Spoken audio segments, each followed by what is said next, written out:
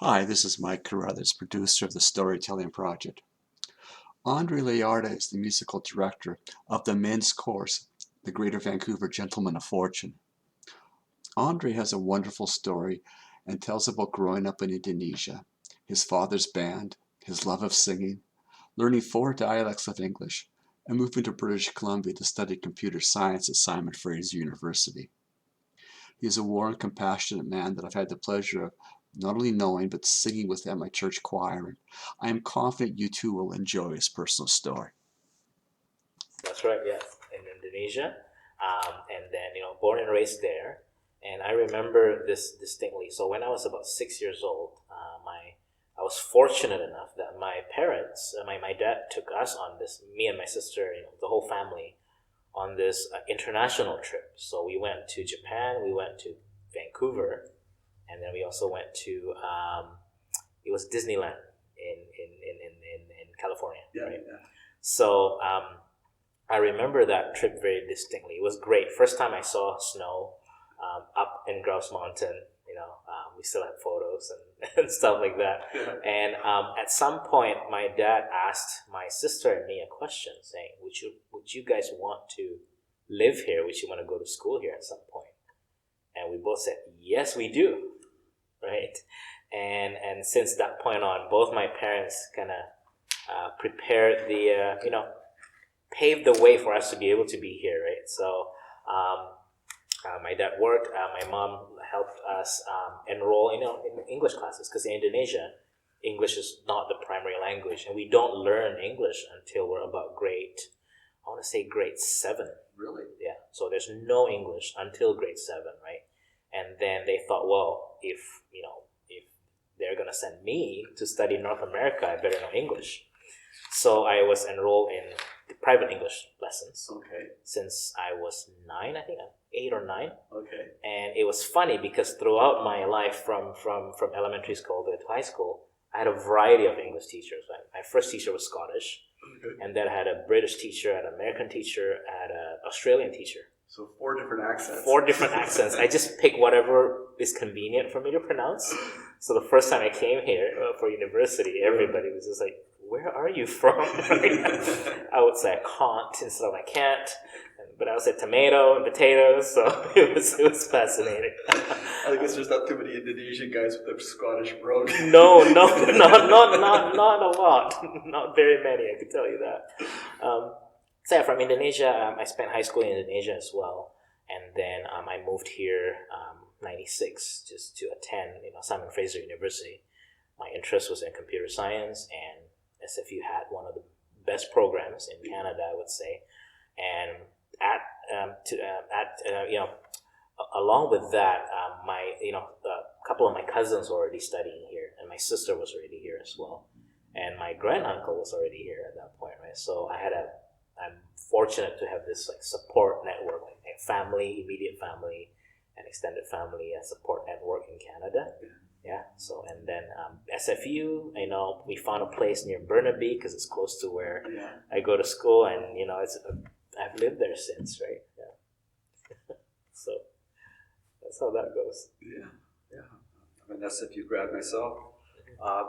So I've known you, through your singing, and I know you sing in the Barbershop Quartet. So how did that start in your life? So that's a great question.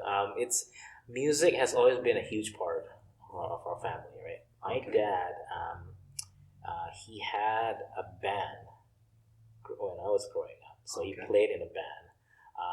He never had really any formal music training, but just loved music in general. So he plays the guitar, the piano, different things, and they would have this band that would perform at their office Christmas parties, or it's not professional, semi-professional, church groups, Christmas parties, and they would rehearse at my place, right? So I've been exposed to groups making music together very early on, right? I've always loved that. Yeah. Right? This being able to have 3 or 4 more people making music together.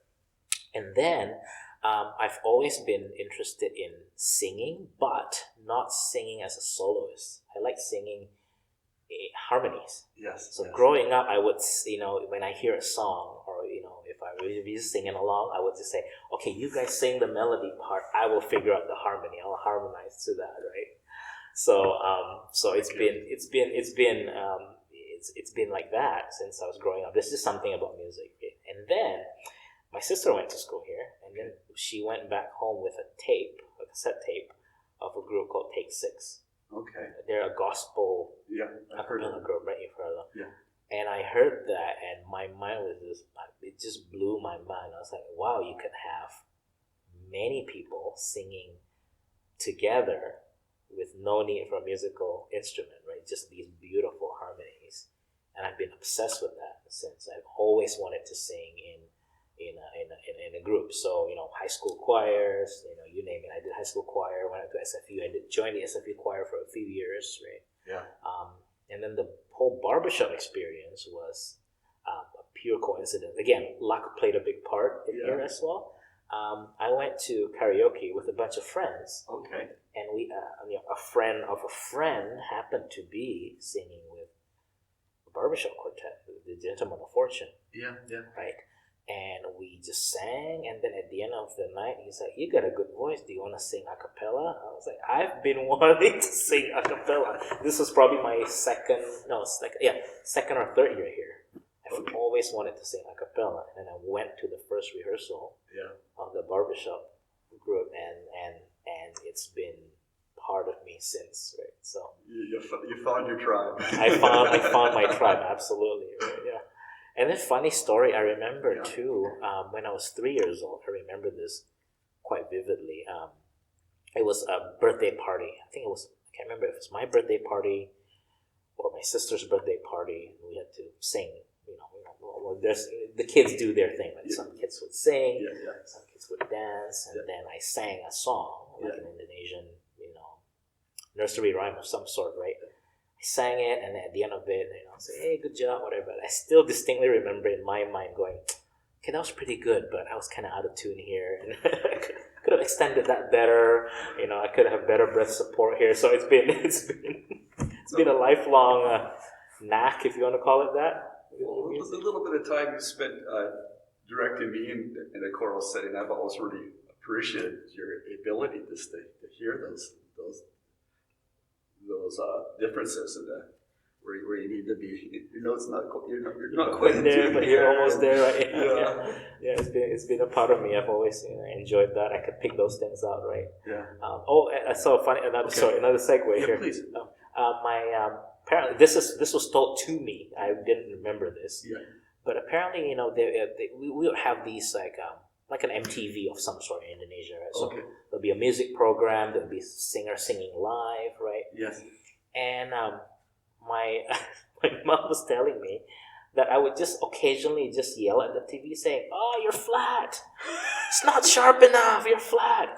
And then she would say, is he just saying that? Or did you really know, right? How old were you? I must be like 2, 3, or 4 at that time. Wow. Right? And then she musical savant. I guess so, I don't know. And she would then ask my dad, say, was that really out of tune? Was that really flat? And he said, yeah, that was kind of flat. So my dad, because he's plays in the band and everything, so he knows about sharp, flat. So if you're not high enough, or if you're out of air, things like that. So I would just throw a commentary at the screen, apparently. So yeah. So, and I know I've missed this terribly. I haven't sung since the pandemic started out. Yeah. So, are you able to do stuff with the Gentleman of Fortune now? Or we are doing something. Because there are only 4 of you at a time, you can kind of distance each other. Yeah, so we've done a variety of things with the singing. So we have our weekly Zoom sessions. Okay. But with Zoom you can't sing together, right? So it's mostly educational. So I would get people to sing in turns, and I would coach them individually.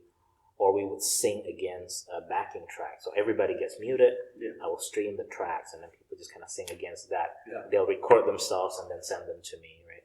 So that's one way we've done it. We also starting to split the groups up into smaller quartets and just kind of leave them there in that formation for a while. Okay. And then they will meet in an open space, standing a few feet apart, just to make sure it's safe. The ventilation is there, right? Yeah. We've also experimented with some online live singing software. Yeah. Yeah, there's a few of them that would reduce the latency and things like that. Okay. But it's very touch and go. It kind of depends on your internet connection, your computer, your audio setup. So we've kind of phased that out for now.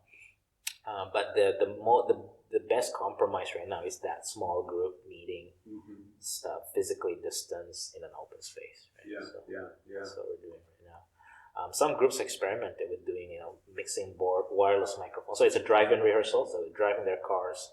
Yeah. Everybody gets a set of microphone, and everything gets blasted through an FM transmitter back to their cars, right? But we don't have the equipment for that, so we haven't done that yet. No, it's good. No, that's what I've been missing terribly right now. I got some. This is kind of fun. I got a couple of questions here. This is from the Actors Studio. They used to interview all these famous actors, and just to kind of get them off. I love that show. Yes. Yeah. So, here's a question. What sound or noise do you love? Human voices singing harmony. Yeah. What sound or noise do you hate? Not the exact opposite. Not the exact opposite. It's fingernails on a chalkboard. Oh, I hate that too. Yes. Yeah. What is your favorite word? Favorite word? That's not really a word, but being present. Being present. Yeah, being present. Okay.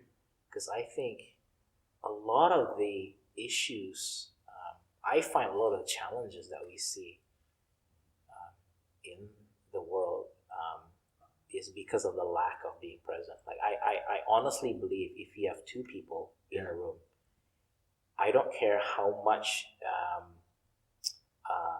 bad blood that has happened between the two people, if they're just there, look at each other and just be present for like a minute,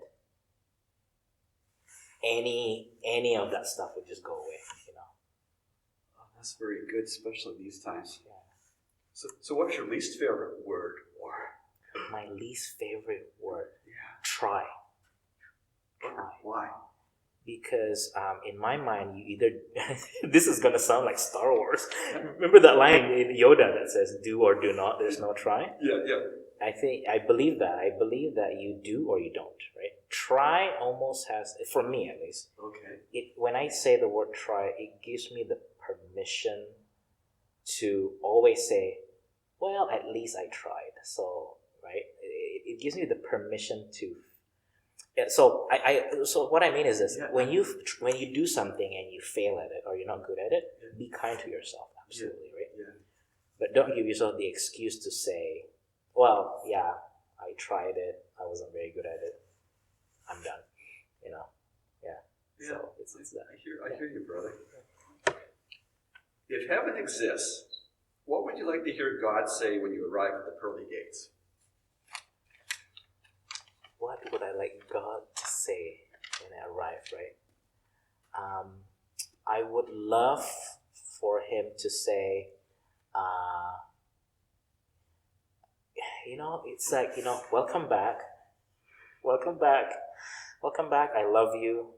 And thank you for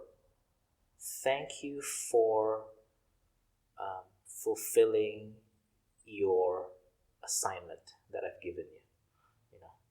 Something along those lines. I like that. Thank you. Yeah. Well, that's great. Thank you very much, Andrey. I really appreciate this. This to know you a little bit better here. Yeah, it's funny. I think I know myself a little bit better too. So, thanks for doing this, Mike. This is great.